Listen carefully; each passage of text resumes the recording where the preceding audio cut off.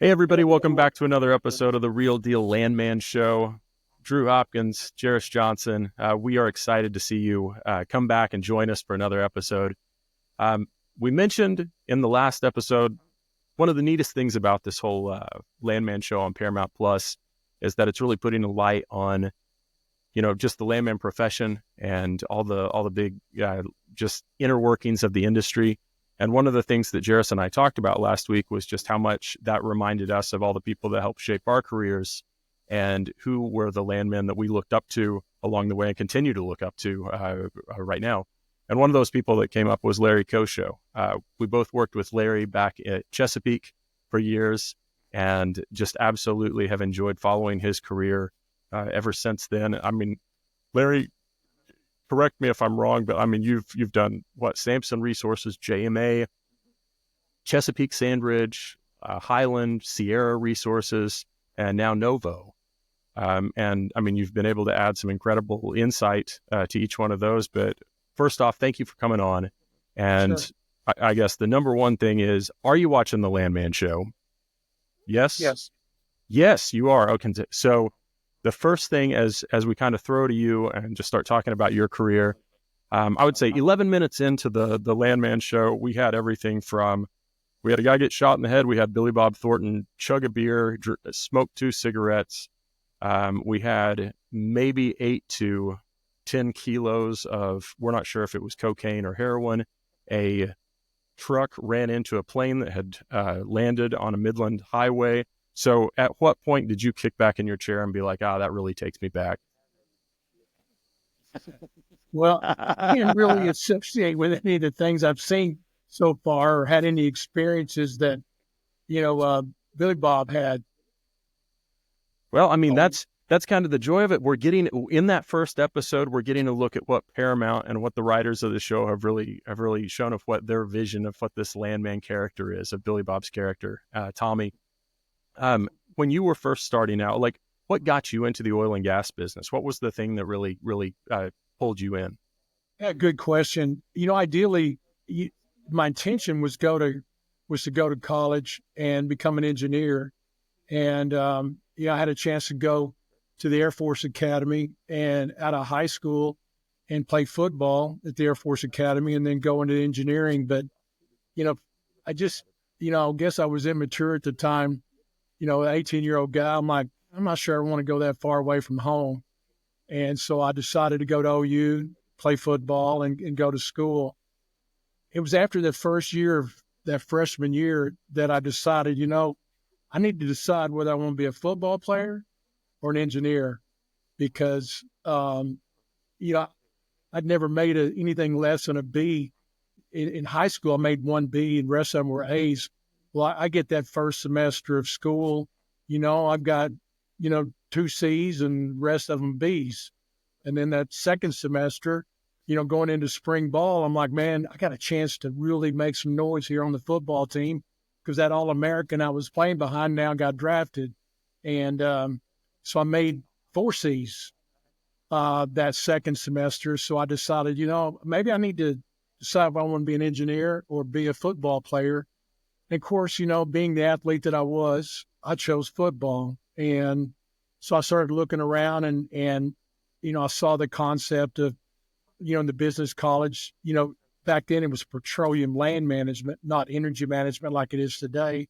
Right. And, I'm like, I like business. I like that concept because I kind of grew up, in an oil and gas family. My father was a frac stimulator for Halliburton for almost 20 years. And so I was around it and I wanted to be in the oil and gas industry. And so I chose that path to go down being a landman. It's fantastic. And then, so whenever I first met you, I think you were working, you work in Oklahoma and Texas Panhandle for Chesapeake? Yes. I was that working it? Western So Oklahoma in the Texas Panhandle. Texas Panhandle. So seeing some of those shots that the show has, did that really take you back of seeing I mean, you're seeing the Permian Basin there, but did that scenery kind of look about the same? Yeah, because it seemed like I spent a lot of time out in the Texas Panhandle. and it's flat. And so, West Texas is pretty flat for the most part. So that kind of brought back some memories of all those times I've driven to the Texas Panhandle. Just to kind of back up a little bit, when I first got out of school at OU, I went to work for Texas Oil and Gas, or TXO production, which is now Marathon. And, I'll never forget the first day I show up for work. I get assigned to the Oklahoma City office, and I go the first day, and, we're in a room, and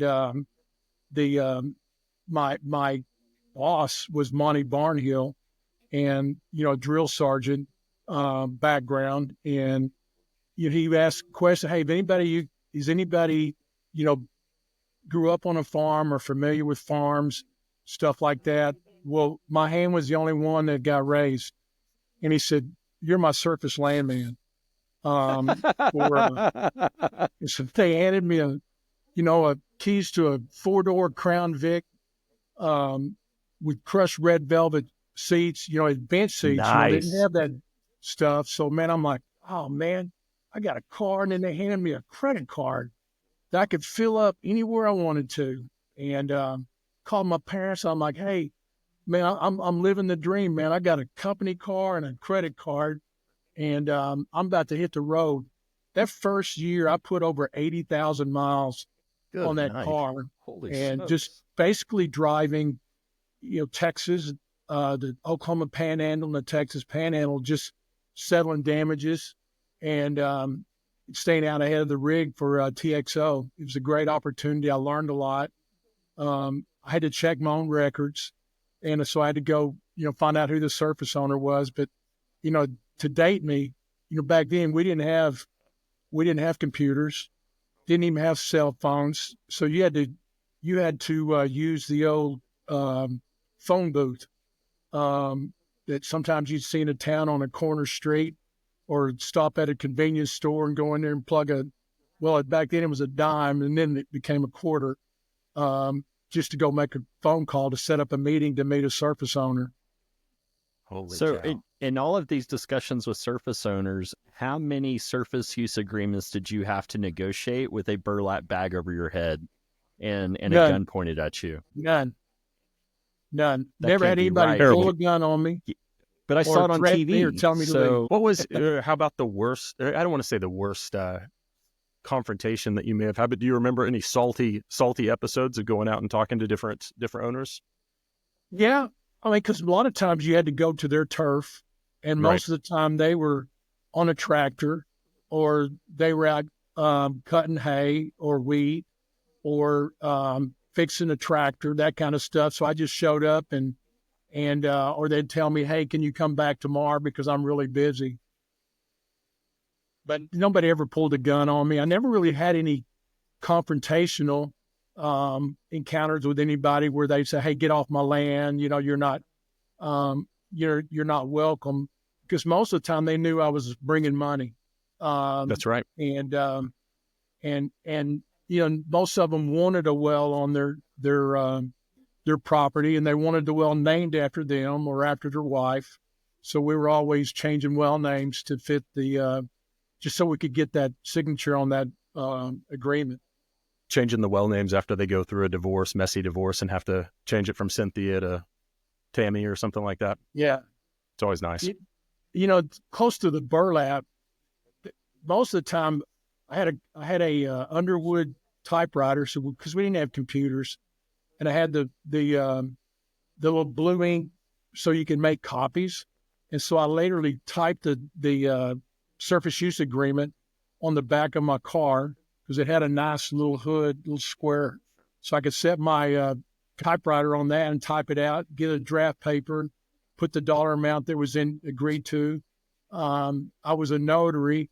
And so, little did I know, nobody told me that I shouldn't be notarizing a document that I'm having somebody sign. But luckily my signature wasn't on it. But it's like, just minor details, Coach. We just need to get the agreement done. And so we can move that rig in. So go ahead. Oh, Jerris. sorry, Drew.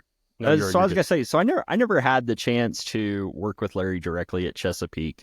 He was obviously a name and a legend, not just there, but within the entire Oklahoma City land community. But I think the first time I really had a chance to talk to Larry was at an education event in Tulsa. And I don't even remember how the conversation got started, but I got to hear the stories of some of these big company names that we've heard of and his involvement early on with them.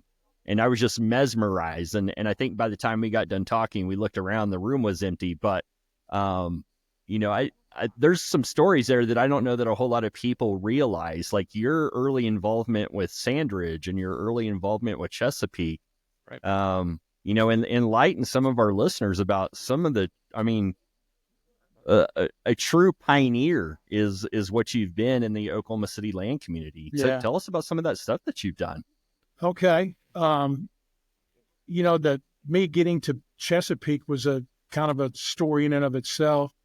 Aubrey called me. That's why we're here. Back in 1999, asking me I was at JMA Resources Company at the time. I was heavily involved with JMA. We were out leasing, Western Oklahoma, Texas Panhandle, had a rig or two running, that kind of stuff. And Aubrey asked me to, hey, can you come over and talk to me? Well, I didn't know what he wanted to talk about because, if there was one company that I was competing against for leasing out in Western Oklahoma was Chesapeake. And so I go over to see him after work, talk to him. And, he was talking about, us butting heads. When I say us, Chesapeake and JMA butting heads, and want to know, about, if we could work something out. And I said, what'd you have in mind? He said, well, I want you to come work for me. And I said, no, I'm not interested. And so I leave. I knew him because I always had to deal with him because he was always working poolings and so forth, and getting him and Tom Ward both were working our poolings and picking up interest and participating in wells. So it wasn't like I had never dealt with him before. And then he called me the next day, offered me to come in, and, 3 or 4 times I just say, hey man, I'm not interested in doing it. Man, I've looked at your balance sheet, because he wanted to know why. And I said, man, I've looked at your balance sheet, man, times are tough. This was 1999 when prices were low, activity was starting to slow down. I looked at his balance sheet and, people were talking in the community about, hey, Chesapeake's going to go under. And so, I went to see him one more time. And I don't know, I just walked away with a feeling internally that, that I want to do it. I want to go help again, because that's always kind of been my thing that I always look at. And even today, I just look back at the times I've changed jobs and went to different places as I went to help somebody that was a friend, somebody that I respected. I had a lot of respect for him, and I went to work for him, and he put me out there in Western Oklahoma, the Texas Panhandle. Of course, we had to do a little workaround agreement with Jeff McDougall at JMA, because of a non-compete type agreement that I had, as an employee, non-disclosure agreement. Right. So we worked that out. That worked out good for Jeff, because he got a chance to participate in wells based on the acreage we picked up. When I got to Chesapeake, I worked in Western Oklahoma. Man, we had 50 rigs running. I had like 60 employees on my team, and we were just blowing and going. And people were like, man, that's a lot of wells, Coshow. Well, we were drilling vertical wells back then, and there's times we may have 3 rigs on one section, just pincushion drilling one well after the next vertically. Then one day Aubrey came and asked me if I would move to the Barnett and help that team out. That was a new team because he had just bought a company, and he wanted to move into the Barnett because, man, back then it was Mitchell Energy. They were going strong, which later became Devon and EOG. And so I moved in there and started a team from scratch. You were talking about some of the things that I did.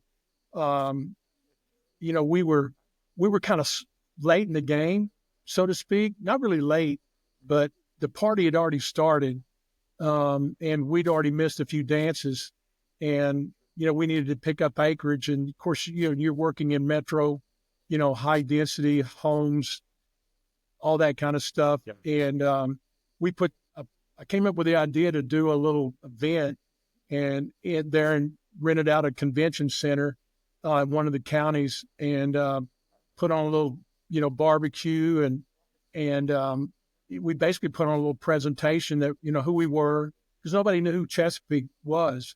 And, but they knew Mitchell, and they knew EOG, but they didn't know us. And so we put together a little program, and I had a bunch of, my landman, my staff and brokers.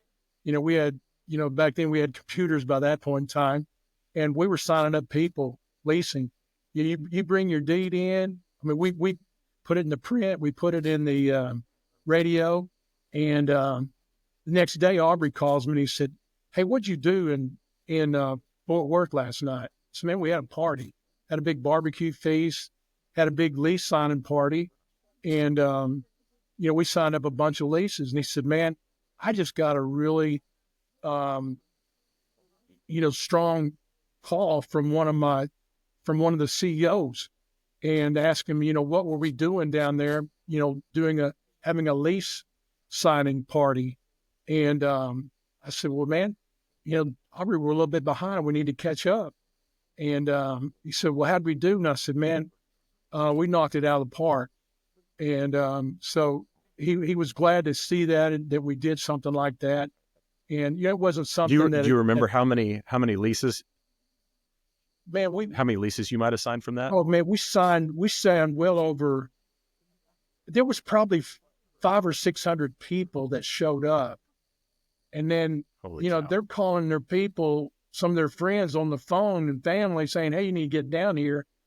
That first night, we probably signed well over 1,000 leases, and because I had a lot of people there, filling them out, and I was typing as fast as I could, and all my staff was. So we did a nice haul, and then it really ballooned the next week, to 2 weeks. Man, it was really strong, and then of course it forced the competition.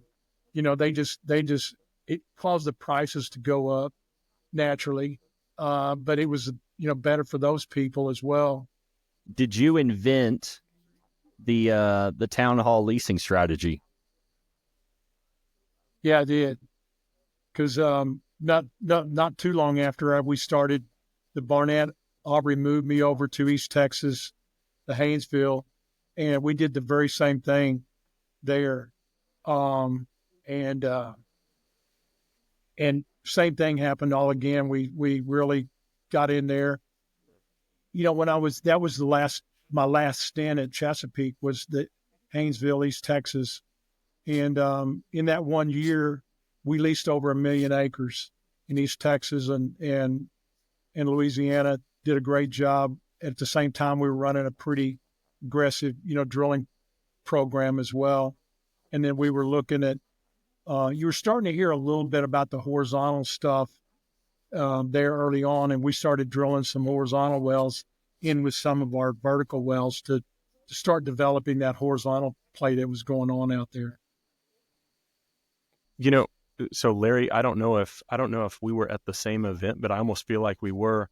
A lot of the stuff that I was asked to do was going over to the Haynesville. I go to Shreveport and Bossier City, yeah. And I don't know if it was an event, but it sure sounds exactly like what you put on. I remember they rented out. It was like the fairgrounds in Bossier City, and I remember the parking lot was absolutely filled with cars, and we had those tables all set up along the backside, and it was helping people understand how those leases were figured and how the royalty rate was figured, and just going through. And I remember it was 2 days of it, it was like a rock concert.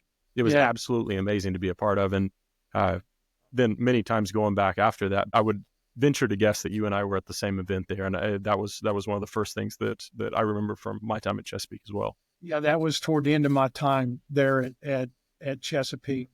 One of the things that we did, and it just we were having trouble in East Texas, especially, getting into the abstract office or even getting into the courthouse because things were really hot. And one day I went into the abstract office, sit down and start talking to the owner of the abstract office and say, man, I think we could really help you guys out because your records aren't digitized. And could we come in, digitize all your records?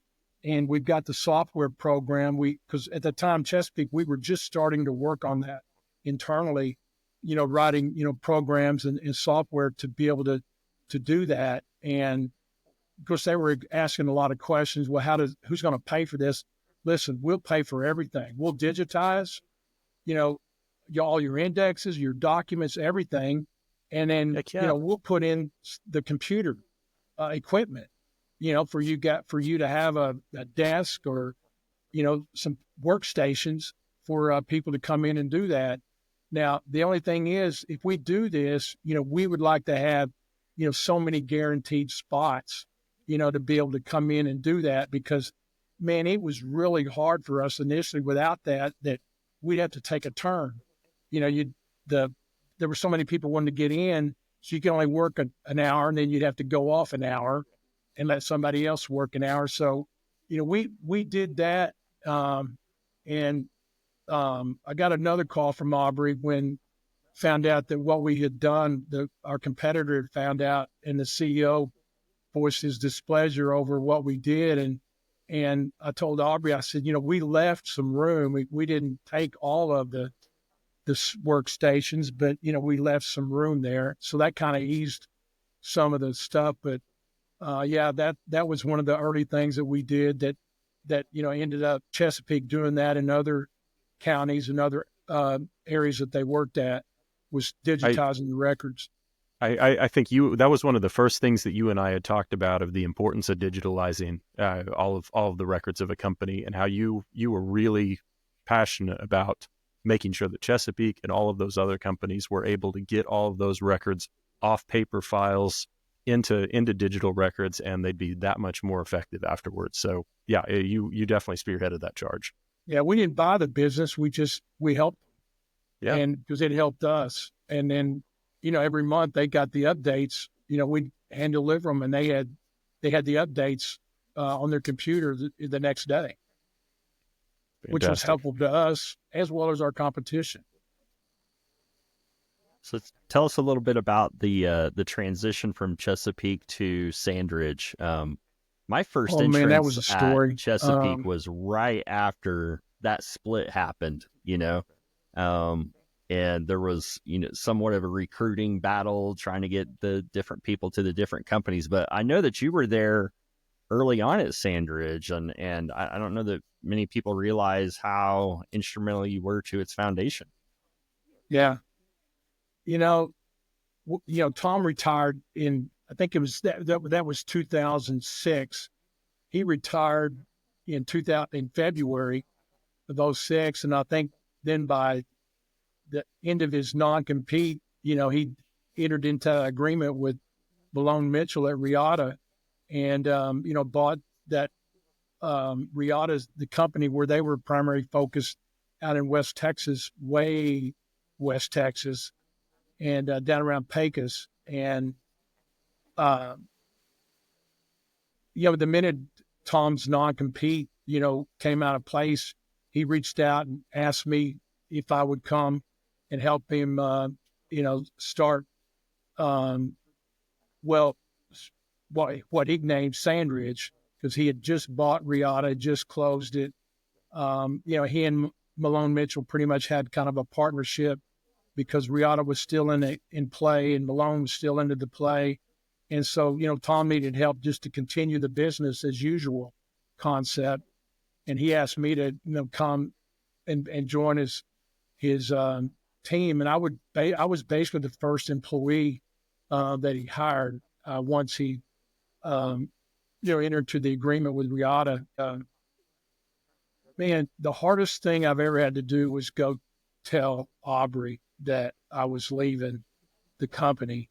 And he didn't take that too favorable. I imagine not. he had his his restaurant just down the street, the Italian place.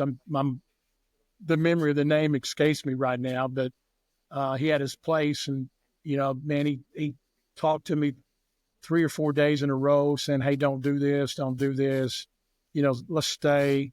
And I said, "Man, I got to go help Tom," because Tom and I were good friends, and had gotten become pretty close because I worked with him every day at Chesapeake. And we started, SandRidge, and then, Drew, you mentioned, the hiring and all that other stuff.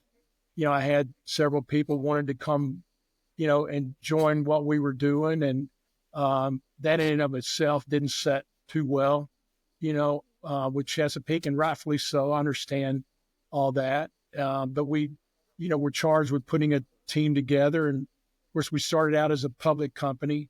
But, Tom was like, "Hey, the time is now. We got to be drilling now." Well, Tom, we just started, a week ago, and he was ready to start with the drill bits and all that other stuff and get those going. And so, we hired a team, and probably within, I would say,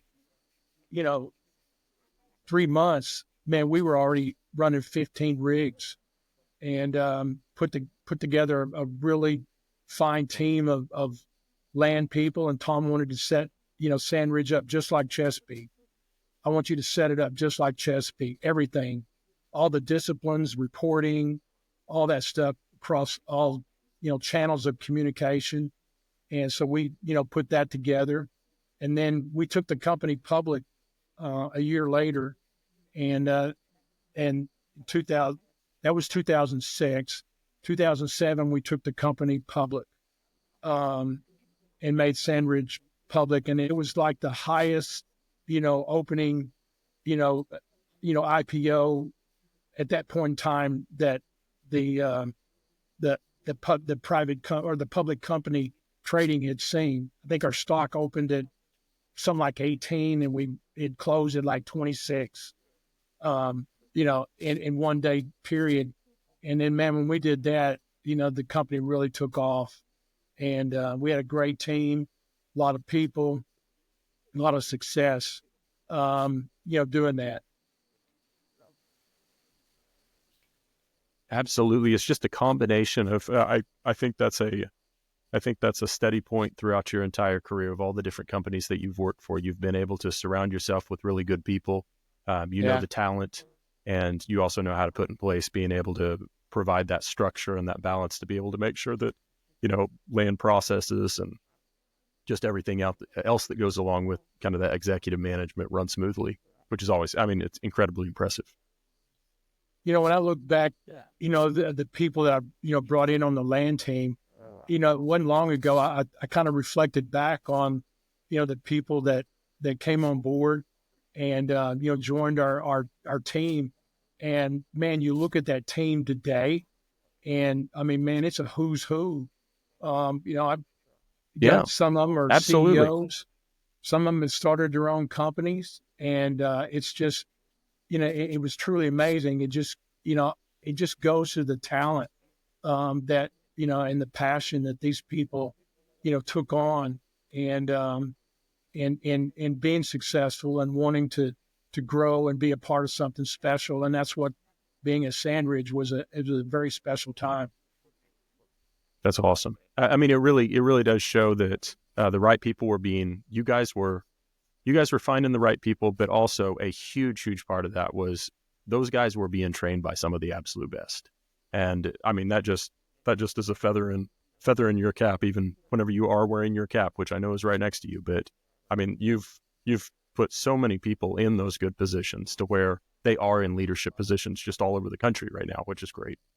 Larry, we really appreciate you taking some time to spend with us and to tell us about your story and to share your wisdom. So with that, we'll let you go and continue on with your day. Thank you so much for being with us. Hey, well, thank you guys for doing this. This is a lot of fun. It's my kids always hear my stories. I've heard my stories, and one of the things that I'm working on is trying to put a book together of some of my stories, especially on the professional side. And then, there's some things that have encountered along my life, some life lessons that I've learned, being, in the roles that I've been in and working with the people I've been in. I want to, share some of those stories. Now, will it ever become a book? My boys thinks that it will be. And, they, were saying, well, hey, Dad, Kevin Costner should play you. And I said, dude, man, he's too good looking for me. Man, they need to, I did take a Billy Bob, would be a good one. And but man, he's gone on to already to a landman. It would be a conflict for him if he played. It probably would. Now, I will say with Costner, he just got killed off on another show, so he's probably looking for work. Well, hey, Larry, honestly, thank you for being on here. We are huge fans, and thank you for your friendship over the years. And if you're ever out at any industry event, I mean, and I'm not just talking about like the NAPES, I'm talking about any land event that's out there. Chances are you're going to run into Larry there and pull up a seat next to him, introduce yourself, and I promise you're going to learn something and just earn a absolute wonderful friend for life. So thank you, Larry, and we really appreciate you. Thank you, guys. Enjoy your show, and thanks for joining team. Getting together and putting this, because we really need it in our industry. Because we're going to get to like the real landman on this show, and that's none right. of the stuff that we see on TV. That's right. So we're going for it, Larry. All right. Take care, man. Good loss.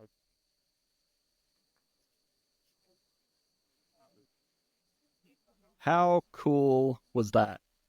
I know we could have done an hour and a half long. We could have done a 3-hour show. I need, at some point we got to stop this to do bathroom breaks, so, I would love to talk to Larry on a weekly basis because there's just so much there. There's so much that we can glean from him. And I'm a big fan. I mean, if you're going to call it the Real Deal Landman Show, what better good to start with him, right? Than to have a Real Deal Landman. Oh yeah. Did you, he's in the book, The Frackers. Did you know that? He's featured in it. But it's amazing. I mean, I would think it'd be weird if he wasn't. One of the things that really stood out to me is as he was telling us about these different jobs that he took, he never said, I had this really cool opportunity for a promotion, or I had this really cool opportunity to jump in on the ground floor and get a bunch of stock. In each instance, he said, so-and-so needed my help and I wanted to help them out. That's how he phrased his way of transitioning to a job was, I wanted to go help so-and-so out. I've talked to him multiple times at, different events and just kind of rehashing the past with him and everything. And to exactly what you said, he always was talking about how can I take care of my team first, and whatever happens with, me, that's the second, third, fourth, fifth down the list. Like, I want to make sure that all of these people are taken care of, and not just financially, but he wants to make sure that good things happen to good people. And he's just one of the best. Absolutely. So we've been joking about behind the scenes about some of the things that we're hoping to see in the show, in the Landman Show. One of them was about Ford Raptors. Like you were really hoping to see some Ford Raptors. Now, I hadn't thought about it, but Larry actually brought up a good point. I mean, if it was going to be a legitimate Landman Show, there should be a Crown Victoria tearing down a Caliche Road. There really should be. Well, yeah, I didn't even think about that, but I really want, and I mean, we are early in the season, right? So I would say by episode 5 or 6, I think we're going to be seeing, at least one or two after a payday, seeing those guys just kind of lined up outside the Ford dealership, just putting their money down, making sure they get the some sort of wrapped Raptor around there. And yeah, it's bound to happen. But what did we say? Last week we were talking about, we were like, I mean, what are we going to see on the first episode? We're going to see a blowout. We're going to see all this stuff. And I was sitting there like with my wife. I was like, there that is. But I really didn't. I would love to know the reaction of so many people that had watched it, of, the show comes on, and the very first thing is, Billy Bob Thornton, or Tommy, as we call him, on the show, Tommy with a bag over his head, and the guy gets, shot in the face, and it's this drug cartel. And I kind of had that weird, I had this look like I was cracking a safe or something. I was just like, where are they going? Where are they going with this? So it sorted itself out quite a bit, but man, the first 11 minutes were, it was intense. They were definitely trying to grab people's attention for sure. What do you think of Billy Bob's character? What do you think of Tommy? Of his character? Of his character. I'm trying to do the math on this. Right. He talks about billions of dollars of development being done on this lease. Right. But all we've seen so far is the CEO, and I guess the company just has a landman. He is the landman, and then there's some field hands, and that's about it. And he's got a petroleum engineer and an attorney that he stays with at the house, right? Yeah, but I'm hoping that Tommy Norris is getting paid a boatload, because he's doing the job of the landman, the surface landman, the HSE guy. Somehow he's also writing the rig schedules for who's on which cruise. He's delivering he was the bad picking who's news. on the cruise. He does all of it. Now, if there was that type of disaster on a pumping unit, trying to understand how that would happen, but let's say there were. I did enough blue collar work early on in my youth that I think I might be able to figure out which valve to twist, but I seriously doubt the first call would be to me to be the guy to go out there to put out the fire. That was one of the things for me too, is I was like, I know he's hauling to get out there, but we really haven't, put a plan in place other than just letting the landman go out there just and call the landman. Yeah, just call the landman. He'll figure this out. He's got this taken care of. That is your whole organizational hierarchy, is CEO call landman. That's it. That's all you need. That's totally it. I like Tommy. I think Billy Bob. We said it last time, and I'll say it again. Billy Bob Thornton is one of my favorite actors. He's hilarious. He's that dry sense of humor. I feel, and this is I want to say that this is a Real Deal Landman exclusive. So whenever you tell this someplace else, make sure that you quote that it's here. I feel like that Landman and the movie Bad Santa are in the same universe. And I feel that, and so stay with me here. You gotta hang on this. So his character, I think his name was Willie Soap or something like that in Bad Santa. The same sense of humor, the same no respect for authority, the same just a disdain for, I don't know, life in general. Even so much as the same jokes he does in the episode 2, whenever he's going back and forth with the police officer. Yes. He references a joke, which I don't know what our show's rated, but I'm not going to repeat it, verbatim. Yeah. But he references a joke that was basically in Bad Santa. So, and he talks about early on, doesn't he? He says, this is a place out in the patch where a felon can find work and still make 6 figures. And for them, it's a what did he say? It's a lottery ticket. And so I feel like his character in Bad Santa, and I'm only really doing this because we're getting close to Christmas, right? But character in Bad Santa gets out of jail, decides to go clean. That's maybe his second or third wife from that movie. This next girl that just has an absolutely filthy mouth, and his daughter here, totally separate marriage, but I don't know, try to convince me otherwise. I really think it's all connected. So are you saying that Tommy Norris is actually a mall Santa during the Christmas season? I think he has given up the life of Christmas Santa-ing, and he's totally focused now on his landman role. But I think, yes, I mean, it's more than obvious to me that he robbed department stores for years. But he also shows up on the sideline of the Permian football game. So which is it? That's right. Is he a Santa? Is he a coach? Is he a landman? What is he? do you feel like since he is the landman, he's basically running the town, and so whether he wants to go, if he wants to go stand 50-yard line, like it's all him. And that was the football stadium there in Odessa, I think, wasn't it? Yeah, that's pretty cool. That's pretty cool. I was trying to look up like a lot of their shooting locations, and like I know they did a lot out in that area. They did a lot right outside of Fort Worth too, but I'm trying to figure out some of the places. I think they had some gorgeous shots of just like overhead of all the different pad sites and everything. Like it was very well shot. It looks beautiful, and that's hard to say a lot of the time with Midland. So there was the part where the attorney was going to be flying in, and at first he was supposed to go pick her up, and then said, "Hey, I've something blew up. I got to go put the fire out. She'll have to get a rental car." And when he made a comment about the attorney needing to get a rental car, I actually laughed out loud.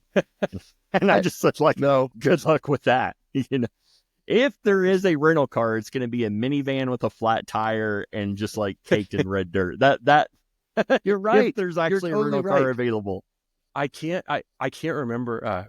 So Amy Hopman and myself went out there one time, and we rented a car, and I want to feel like it was like I want to say it was a Volkswagen Beetle convertible, and there was no reason. It was like the last thing that they had. It was something really small, but we went out and we made the rounds, and then we were coming back in, and I just remember just, like small Midland airport and just the way everything operates like a little bit differently. I remember I drove up in like a line, and I didn't know really where to drop it off, and like just a random guy appeared out of nowhere, and he was like, "Give me the keys, I'll take it the rest of the way."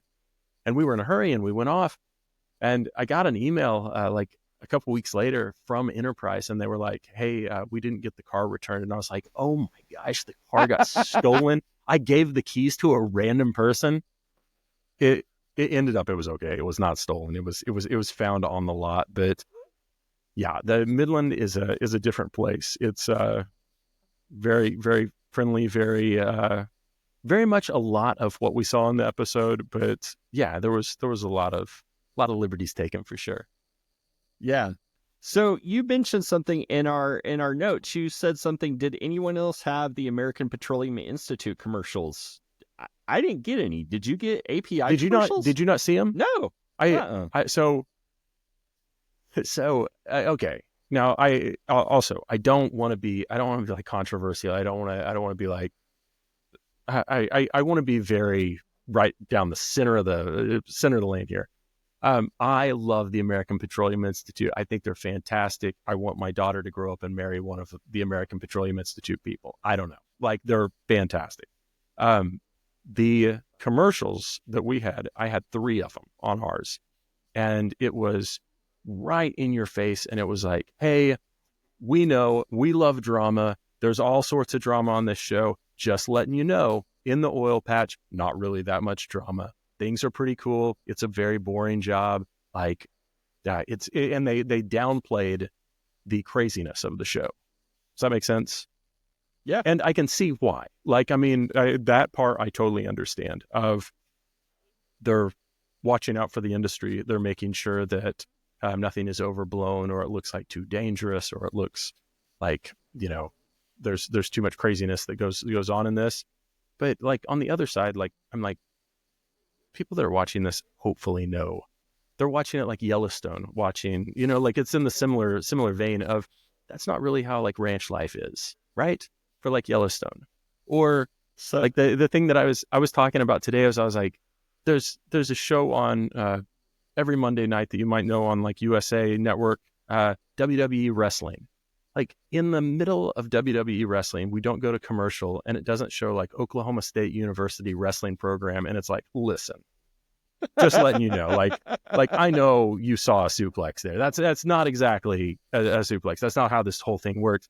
Like, I don't want to say that we don't need that explanation, but I think pushing it too much, like off the front, I think that kind of comes off like a little bit, I don't know. It was fine, like one of them, but I didn't need like 3 to 5 of them, because that looked like something was suspect.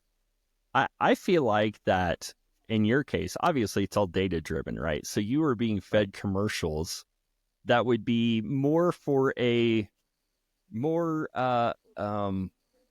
intelligent thought process and something that could potentially drive a discussion on your end of the television on, what is really happening in America's oil and gas industry. For me, all I got was fed commercials of Sonic. That's all I saw. Which all was Sonic feeds a lot of good conversations. I'm not gonna lie. So you got Drew Hopkins, devilishly handsome John Hamm doppelganger, who is discussing the finer points of American energy politics, and you have Jerris, who is being fed Sonic looking for commercials. the footlong cheese coney special, $2.99 on Tuesdays and That's Wednesdays. too long. But overall, I am saying the American Petroleum Institute, fantastic organization. Like they are doing their due diligence, making sure that this goes along. It's the first time that our industry has had like a spotlight on a show like this. I totally get it, but I also want to throw the other side to it. What else with the episodes? Like we've got Connor is his son, who wants desperately to be in the oil patch. We've got his daughter, who I don't know her name, but she's a character in and of herself. The actress I know is I think somebody put on that she's like actually 27 years old, and she's playing like a 17-year-old. And I know there's always those age discrepancies, to play these different parts. But I was like, man, again, missed opportunity. If we're doing that much of discrepancies like with age, I was like, how she dated like the football like star, how that was like part of the episode. Yeah, we're talking West Texas.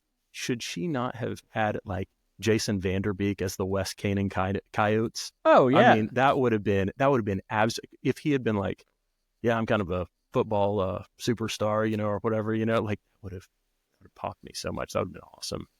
That'd be good. But she's her own thing.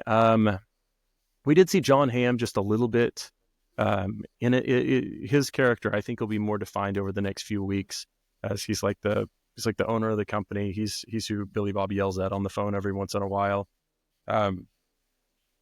We got to see. My favorite character was Michael Pena's character.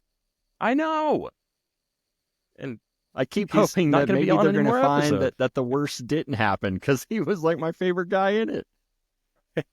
I honestly, I was pretty excited too, because I didn't know he was on it, and when he showed up, I was just like, all right, like this is going to be good, like good. And he was a good extra guy comedy too. relief. I know. Yeah, he was like a guy that you would want to be around for the duration of the show.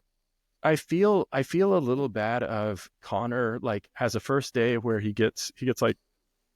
I like that they showed like the little bit of the oil rig like hazing or whatever, and like I thought that was kind of funny. They mentioned like 3 points of contact of climbing, like up a ladder.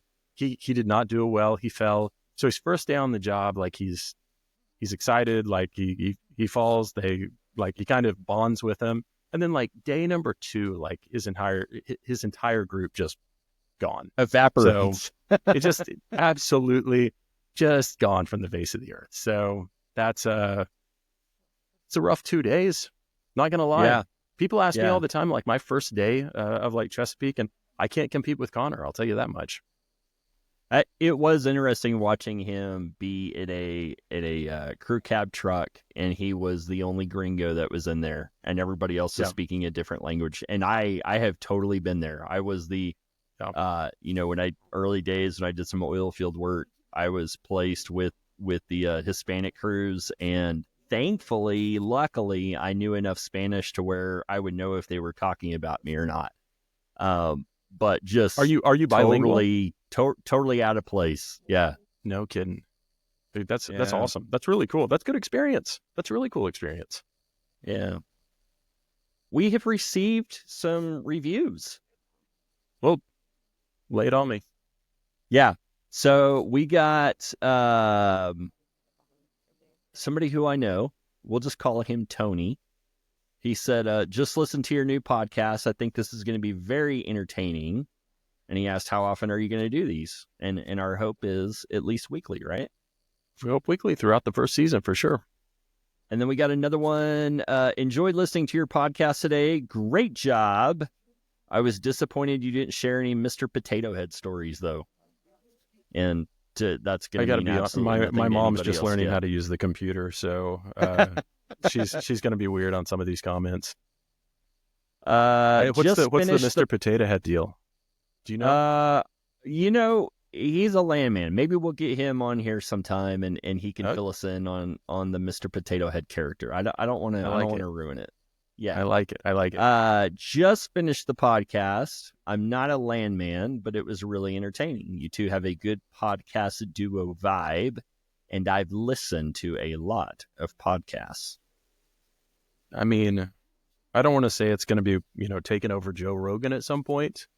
I mean, I know he's got a few listeners, but we'll probably get there. I mean, don't you think? Give it like 3 to 4 weeks till we really catch our groove, and then after that, it's just smooth sailing. I Get a can few hundred confidently say sponsors. that I don't know. our listenership and listening rate is actually doubling every day. Good night. I gotta hire personal security at this point. Do you? I mean, how am I supposed to walk to my car after this is over? Hey, so you did the reviews. One of the things I wanted to look at is I was checking around the old LinkedIn to see what people were saying about the show. And Sure. so I captured just a few of them, and I love that. Like, LinkedIn is about my only social media, and so to be able to go on and see what people are saying. So if you've posted something out there and you're talking about the Landman Show, I may read it on here, but I just want to see what Jerris thought about these. Okay, so the first one I got is he says there's very little truth to how this depicts the energy industry. I've never met a landman who carried a fire jacket and a 24-inch wrench in his pickup. Never have I met a landman who would go into a burning field to turn a valve. The scene was ridiculous and a dangerous depiction of how true emergencies are dealt with.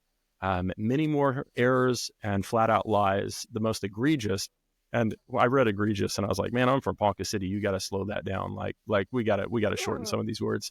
Is the way the landman, the most egregious is the way the landman speaks to everyone, including the boss of the company. Maybe that behavior would go in the 70s, but it is not acceptable since I joined now. Jerris, your thoughts?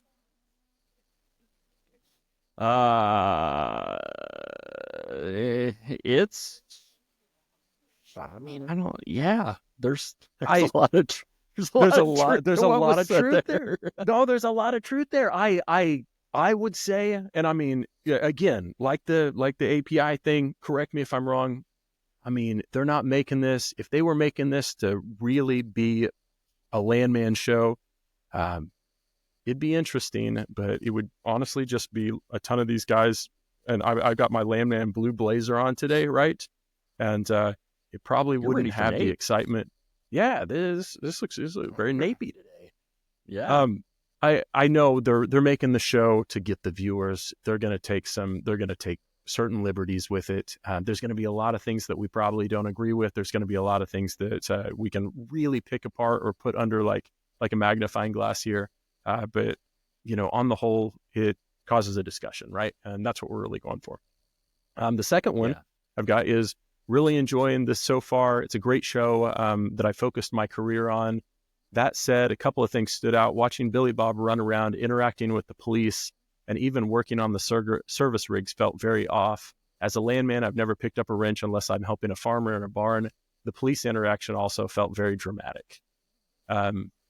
Again, agreed, right? I mean, I agree with some of that. Yeah, maybe. I don't know. I've known some landmen that wouldn't be afraid to go toe-to-toe with the law. Yeah. I wouldn't be one of them, but I know some who would. No, I can actually, I think there's some, and just like what you said before, some that might be able to come on here and we could have some pretty good stories told. But yeah, I completely agree. There's some interactions there that get a little dicey. Then the last one was almost the polar opposite of that first one. And that says, what is a landman? Billy Bob answered this question better than I ever have. I watched the first episode, and while it was entertaining, I'm glad I didn't have to run into that much danger. There was one time a landowner came out with a shotgun, but he turned out to be very nice once he saw the lease terms.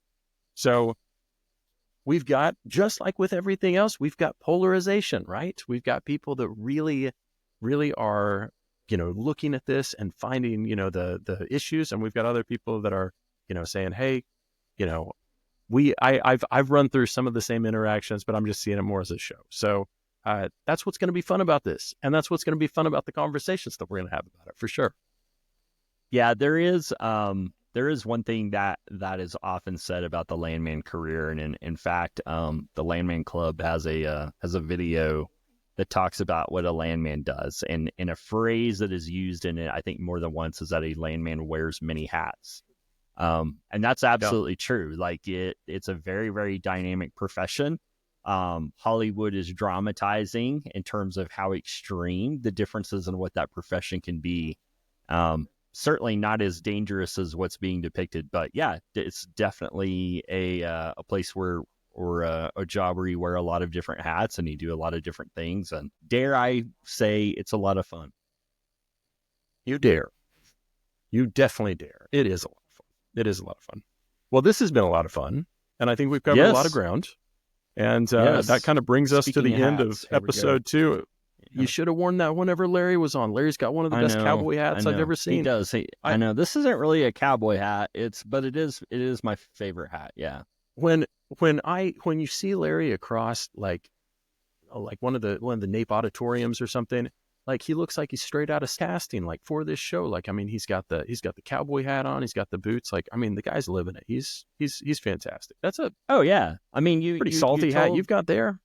You told the audience to, if you see Larry, sit down with them, strike up a conversation. If you don't know if you've met Larry before, you will know when you have seen Larry. He has gorgeous silver hair that runs down. Sometimes it's tied up, sometimes it's not. Oftentimes you'll see him with his cowboy hat. But based off of that description alone, you'll be able to say, I bet that's and you will be right. Show. Yeah, for sure. Well, until next time, thank you guys for listening, watching. We're having a blast with this. Keep giving us feedback. We want to make sure that we make it better each week for you. And this is the Real Deal Landman. See you next time. Peace out.